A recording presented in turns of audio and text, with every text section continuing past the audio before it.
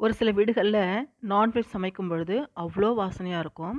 கம கமன்னு வாசனையா தூக்குது அப்படின்னு நம்ம சொல்லுவோம் இல்லையா? இதுக்கு காரணம் என்னன்னா, சரியான அளவுகள மசாலா சேர்த்து வறுக்கிற மசாலா பொடியால தான். அந்த மசாலா பொடி எப்படி செய்றதுன்னு பார்த்துடலாமா? 1 டீஸ்பூன் அளவுக்கு நான் வந்து தனியா சேர்த்துருக்கேன். எல்லாமே ஸ்பூன் அளவுல எடுத்துக்கணும். 1 ஸ்பூன் அளவுக்கு மிளகு சேர்த்துக்கிறேன்.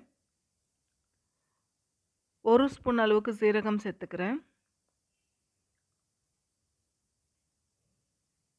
2 டீஸ்பூன் அளவுக்கு சோம்பு சேர்த்துக்கிறேன். பிரிஞ்சி இலை ஒரு 2 பிரிஞ்சி இலை சேர்த்துருக்கேன். நட்சத்திர சோம்பு 2 சேர்த்துருக்கேன்.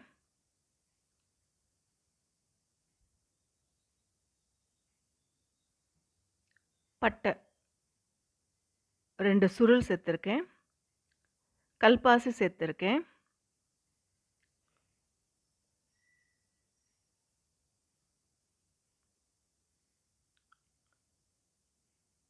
லவங்க மொட்டு சேர்த்துருக்கேன். ஒரு 6 லவங்க மொட்டு சேர்த்துருக்கேன்.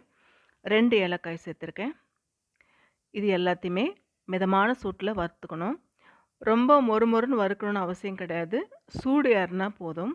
கருகாத மாதிரி பார்த்துக்கணும் மசாலா. மிதமான சூட்டில வறுத்து எடுத்துக்கணும். சூடானாலே போதும்.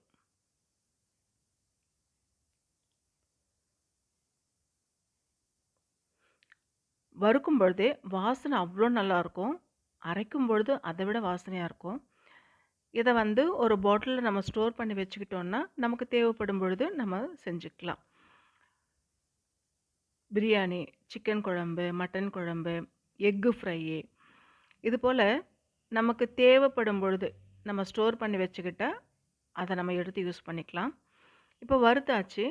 இத வந்து ஆற வச்சிரலாம்.